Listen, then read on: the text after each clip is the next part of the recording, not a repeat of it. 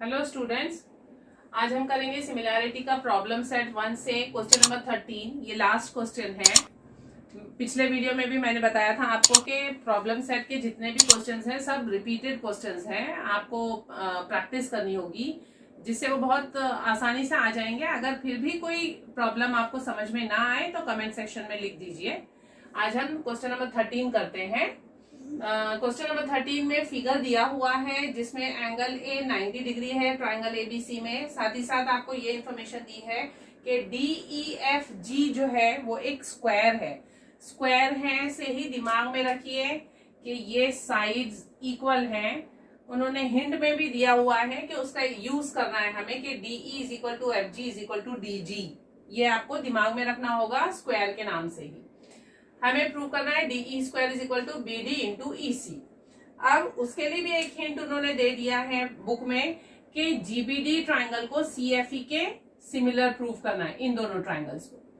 अब इन दोनों ट्राइंगल्स को हम सिमिलर कैसे प्रूफ करेंगे, तो बहुत सिंपल है। सबसे पहले हम ट्राइंगल ABC लेंगे क्योंकि उन्होंने एंगल A 90 डिग्री दिया हुआ है, तो वही चीज याद रखिए कि हमें ट्राइंगल ABC से ही स्टार्ट करना होगा। अगर हम लेते हैं ट्राइंगल ABC और ये छोटा ट्राइंगल GBD, इसको हम सेपरेटली ड्रॉ करके फिर आपको ज्यादा इजीली समझ में आएगा।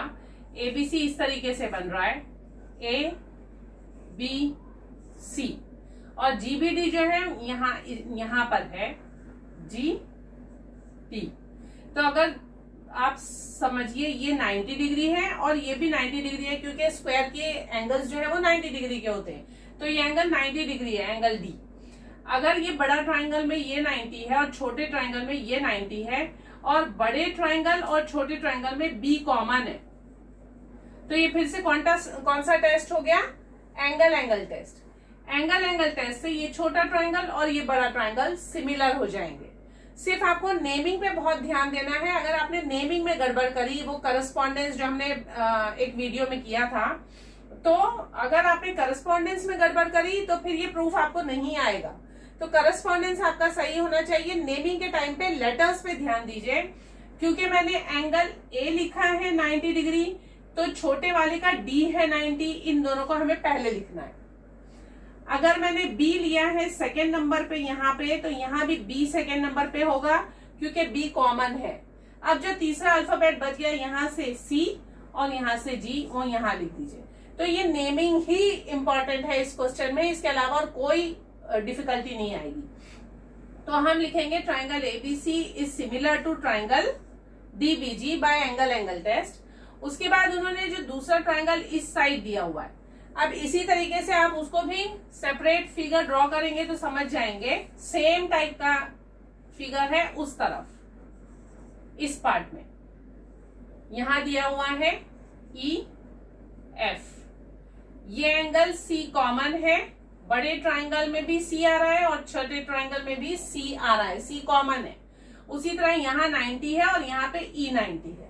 तो अब फिर से नेमिंग पे ध्यान दीजिए। मैं ABC को वही लिखूंगी क्योंकि ABC कॉमन आ रहा है दोनों में, ट्राइंगल ABC। तो इसीलिए अब यहाँ A 90 है तो इस ट्राइंगल में E90 है, इसीलिए A के साथ E लिखूंगी। और C क्योंकि कॉमन है तो C यहाँ थर्ड नंबर पे लिखा है, तो यहाँ पे भी C थर्ड नंबर पे लिखूंगी। अब बच गया F, तो F यहाँ आएगा। जब ये दोनों प्रूव हो जाएंगे एंगल टेस्ट से, क्योंकि ये ट्राइंगल दोनों में ही आ रहा है, इसका मतलब ये दोनों ट्राइंगल भी सिमिलर हो गए। तो जब ये दोनों ट्राइंगल सिमिलर होंगे और रेशियो हम लिखेंगे तो हमें ये आंसर मिल जाएगा। तो चलिए स्टार्ट करते हैं प्रूफ लिखना। सबसे पहले हम लेंगे इन triangle ABC and triangle DBG। ये आप समझ गए हैं कि DBG मैंने क्यों लिया है। GBD BDG कुछ भी किया तो रॉन्ग हो जाएगा लास्ट में जाके। तो in triangle ABC and DBG, सबसे पहले angle A is equal to angle D, each is 90 degree. Angle B is equal to angle B, common angle. therefore triangle ABC is similar to triangle DBG. angle test. इसको दीजिए number 1. Similarly we can prove ये. उसके लिए आपको दोबारा से angle test prove करने की जरूरत नहीं है, क्योंकि सेम स्टेप्स है, नेमिंग करेक्ट होगा, बस वो ध्यान में रखिए. Triangle ABC similar to triangle EFC.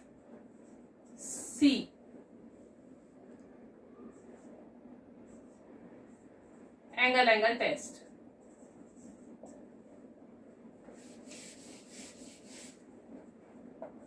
इसको दीजिए equation number 2.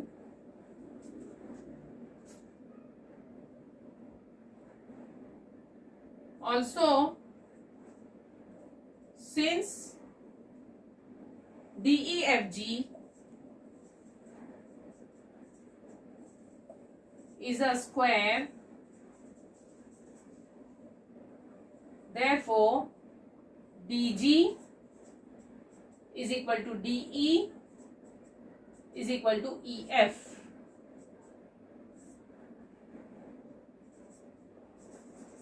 Sides of square, क्योंकि साइड्स ऑफ स्क्वायर इक्वल होते हैं इसीलिए ये सब इक्वल है. This is equation 3. नंबर क्यों डाल रहे हैं? क्योंकि हम फ्रॉम 1 फ्रॉम 2 ये लिखने वाले हैं. अब एबीसी और डीबीजी से जो मुझे रेशियो मिलेगा corresponding sides of similar triangle, उसका यूज करना है और इसका यूज करना है. मेरे पास जो रेशियो मुझे प्रूव करनी है उसमें बीडी और ईसी आ रहा है. बीडी मुझे यहां से मिलेगा, ईसी मुझे यहां से मिलेगा. तो हम क्या करते हैं, इसका रेशियो फ्रॉम 1, सबसे पहले 1 और 2 से मुझे सिमिलर मिलेगा कि ये ट्राइंगल इज सिमिलर टू ये ट्राइंगल. फ्रॉम 1 और 2 triangle DBG similar to triangle EFC, जिससे रेशियो मिलेगा बीडी और ईसी. ये बीडी है तो बीडी के साथ मुझे EF लिखना है. BD upon EF is equal to EC. तो EC यहां आ रहा है इसीलिए मैं ये लूंगी DG अपॉन EC. ये रेशो हमने क्यों लिया है? क्योंकि क्वेश्चन में ध्यान दीजिए BD और EC के टर्म्स है, वो मुझे यहां से BD मिलेगा और यहां से EC मिलेगा, इसीलिए मैंने ये 2 रेशो लिखी है. Corresponding sides of similar triangles.